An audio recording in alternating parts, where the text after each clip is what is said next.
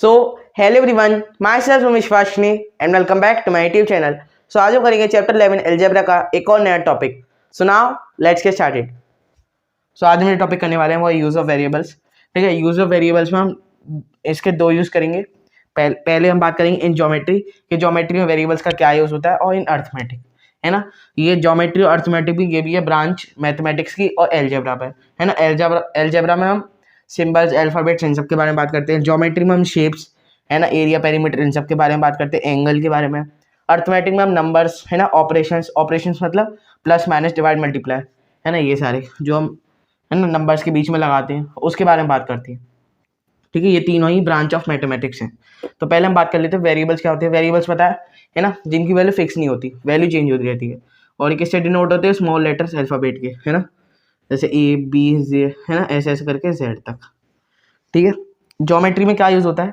अब देखो, आपने पढ़ा होगा पेरीमीटर, ठीक है ना, आपने पढ़ा होगा पेरीमीटर। अब पेरीमीटर में आपने सब, है ना, स्क्वायर। अब स्क्वायर का पेरीमीटर क्या था, है ना, 4 इंटू साइड बताया था मैंने, 4s, है ना, 4 इंटू साइड, 4s बताया था। ठीक है, पेरीमीटर बताया था 4 इंटू एस। अब स्क्वायर क्या है, एक रेगुलर पॉलीगन है, यानी उसकी रेगुलर पॉलीगन मतलब ऐसा पॉलीगन की सारी साइड्स इक्वल। अब स्क्वायर की सारी साइड्स इक्वल है ना। तो मैंने आपको बताया था अगर कोई भी कितनी भी साइड्स वाला रेगुलर पॉलीगन हो तो उसका पेरीमीटर क्या होता है ना, number of sides into length of each side. तो स्क्वायर का पेरीमीटर, है ना, अल्टीमेटली क्या हुआ, नंबर ऑफ साइड्स इनटू, है ना, इससे ये निकला है number of sides into length of each side, length of each side, length of each side. अब नंबर ऑफ साइड्स कितनी है, 4। इस चीज से ये निकला है 4 इंटू एस। ठीक है, 4।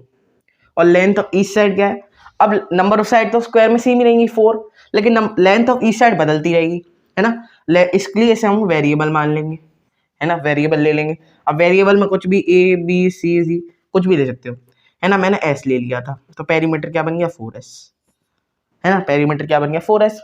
अब लेंथ ऑफ ईच साइड को आप कुछ भी ले सकते हो, है ना। इसके ऊपर आपको क्वेश्चन पूछे जाते हैं, अगर आप, है ना, लेंथ ऑफ ईच साइड ले लो, क्या ले लो आप, लेंथ ऑफ ईच साइड ले लो, एल बी कुछ भी ले लो, तो उसमें पूछा जाएगा कि पेरीमीटर क्या होगा इस फिगर का, है ना। जब उसकी लेंथ ऑफ ईच साइड है कोई वेरिएबल, है ना, तो क्या होगा, perimeter of this polygon is equals to number of side. अगर वो रेगुलर पॉलीगन है, number of side into length of each side. Number of side कितनी है, जो उसकी पॉलीगन में जितनी भी नंबर ऑफ साइड है वो लिख दो, लेंथ ऑफ ईच साइड जो आपको वेरिएबल दिया आप वो लिख दो, पेरीमीटर बन गया।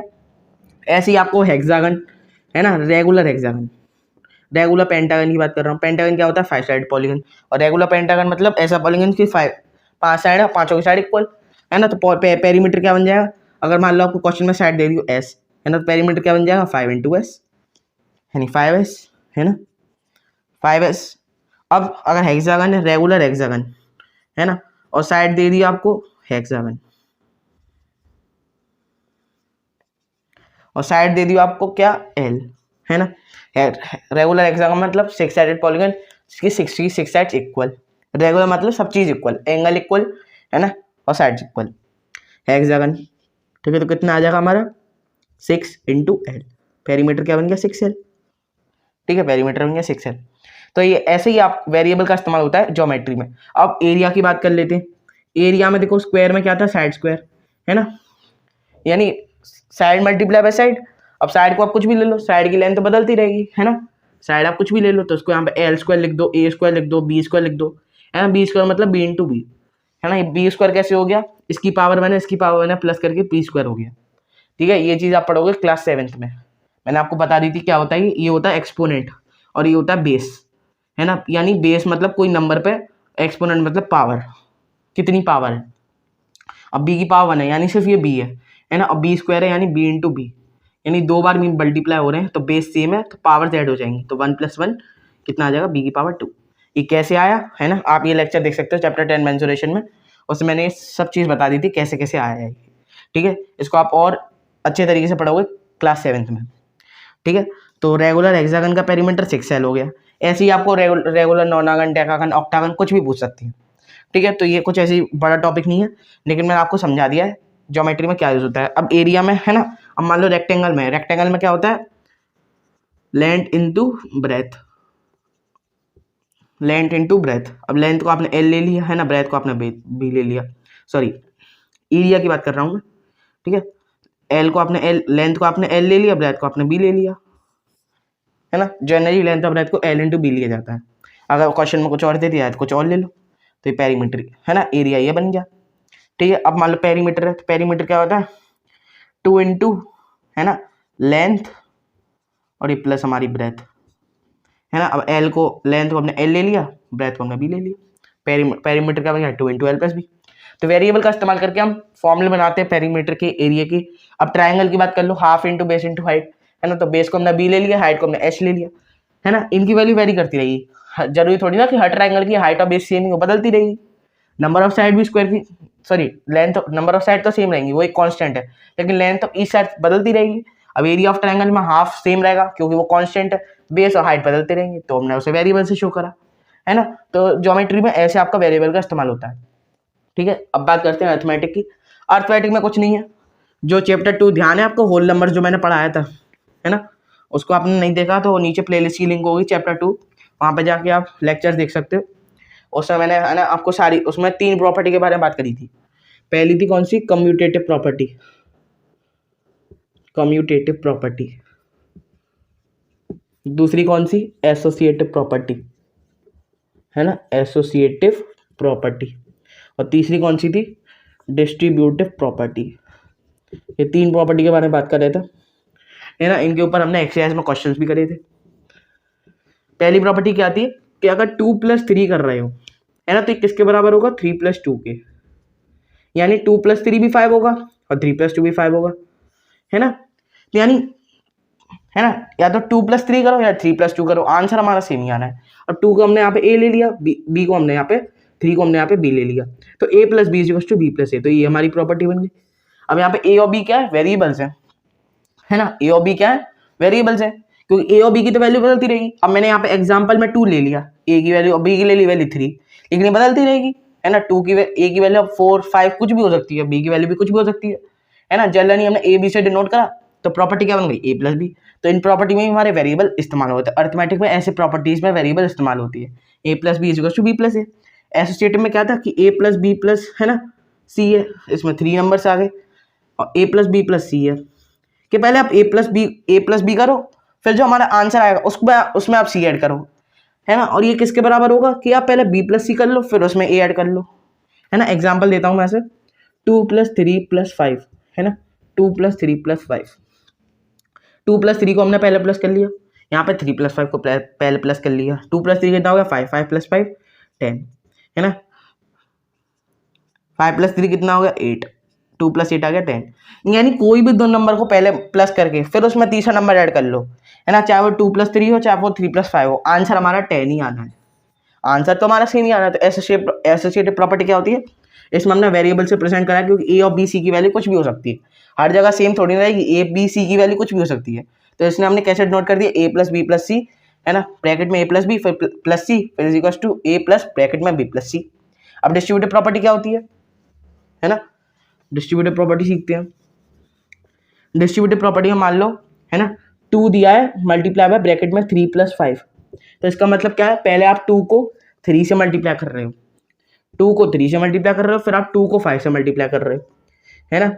और बीच में आएगा आपका प्लस का साइन, सॉरी बीच में आएगा आपका प्लस का साइन, है ना। अब यहाँ पे प्लस है ना, यहाँ पे प्लस है, यहाँ पे माइनस होता है तो कितना हो जाता है, 2 × 3 - 2 × 5, है ना, -2 × 5, यहाँ प्लस का साइन है, ठीक है, ध्यान रखना, ठीक है। तो डिस्ट्रीब्यूटिव प्रॉपर्टी में भी यहाँ प्लस और माइनस का साइन बदलता रहता है, लेकिन यहाँ तो मल्टीप्लाई रहेगा। तो इसको हम कैसे रिप्रेजेंट कर लेते हैं, a × b + c = a × b + a × c, है ना, यही तो करा था, सॉरी,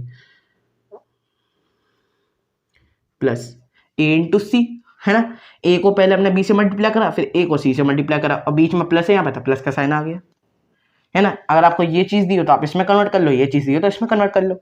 डिस्ट्रीब्यूटिव प्रॉपर्टी में भी अब a b की वैल्यू सेम थोड़ी ना रहेगी, तो बदलती रहेगी, कुछ भी हो सकती है, कुछ भी हो सकती है, ठीक है। डिस्ट्रीब्यूटिव प्रॉपर्टी में भी यहाँ माइनस भी हो सकता है, प्लस भी हो सकता है। कम्यूटेटिव प्रॉपर्टी, है ना, ओवर एडिशन और ओवर मल्टीप्लिकेशन कुछ भी हो सकती है। यहाँ पे हमने एडिशन की बात कर ली। अब मान लो 2 × 3 होता, ये भी तो 3 × 2 के बराबर है ना, आंसर तो हमारा 6 ही आएगा। तो ये भी हो सकती है A into B is equal to B into A, है ना। अब यहाँ पे एसोसिएटिव में भी, है ना, बिटा देता हूँ मैं, एसोसिएटिव में ही मल्टीप्लाई हो सकता था, है ना।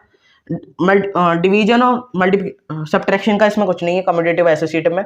यहाँ पे सिर्फ बात करिए ये हो सकती है ओवर एडिशन या फिर ओवर मल्टीप्लिकेशन, ऐसे एसोसिएटिव ओवर मल्टीप्लिकेशन या फिर ओवर एडिशन, है ना। अब मान लो 2 इंटू 3 इंटू 5 होता है ना, और 2 इंटू 3 इंटू 5 होता। पहले आप इन दोनों को मल्टीप्लाई कर लो फिर इससे मल्टीप्लाई करो, पहले आप इन दोनों को मल्टीप्लाई कर लो फिर इससे मल्टीप्लाई करो, आंसर देखो सेम ही आएगा। 6 इंटू 5 2 3 6 6 इंटू 5 30, है ना 30। अब यहाँ क्या है 3 इंटू 5 पहले कर लो, है ना 15 आ गया, 15 इंटू 2 30, आंसर हमारा सेम ही आ रहा है।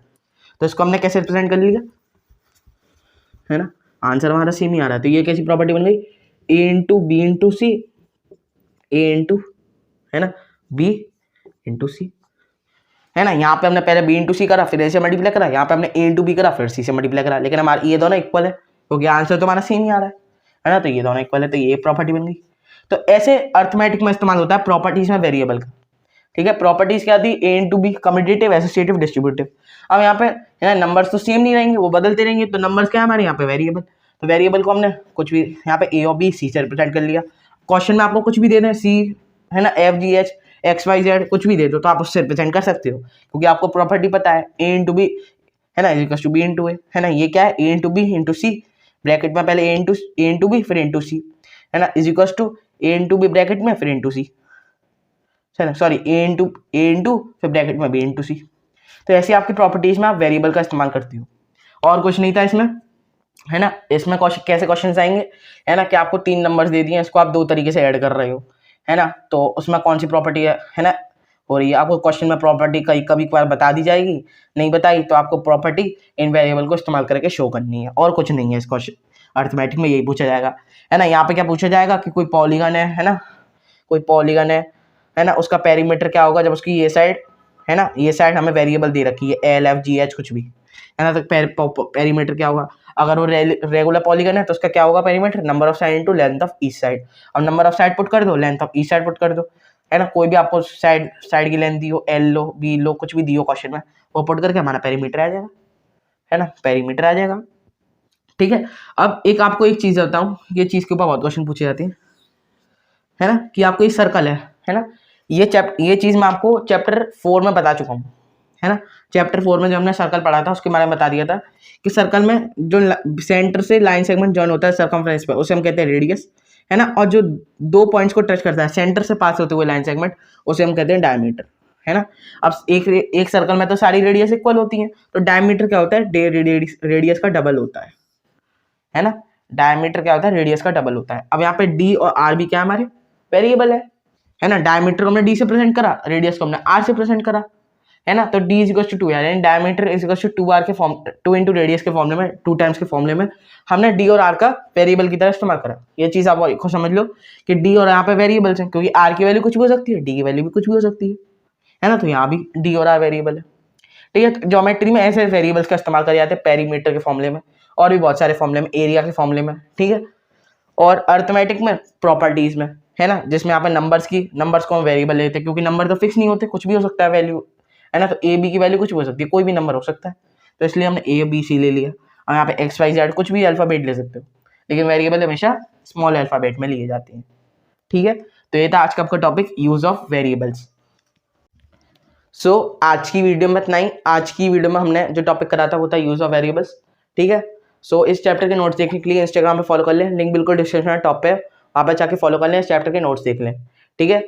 और पिछले चैप्टर के नोट्स और टेस्ट सीरीज देख सकते हैं, इंस्टाग्राम पे फॉलो कर लो, वहाँ पे पिछले चैप्टर के नोट्स और टेस्ट सीरीज भी हैं, है ना। टेस्ट सीरीज मैंने चैप्टर 8 से डालना चालू करी थी, उससे पहले चैप्टर की टेस्ट सीरीज नहीं है, चैप्टर 8 से टेस्ट सीरीज है ना। उनके वीडियो सॉल्यूशन देखने के लिए और पुराने चैप्टर्स देखने के लिए नीचे सब चैप्टर्स की प्लेलिस्ट की लिंक नीचे डिस्क्रिप्शन है, वहाँ पे जाके, है ना, आपको स्कूल करने की जरूरत नहीं है, चैनल पर आप हर चैप्टर की प्लेलिस्ट अलग से देख सकते हो, ठीक है। सो मिलते हैं नेक्स्ट वीडियो में, तब तक के लिए टाटा बाय बाय।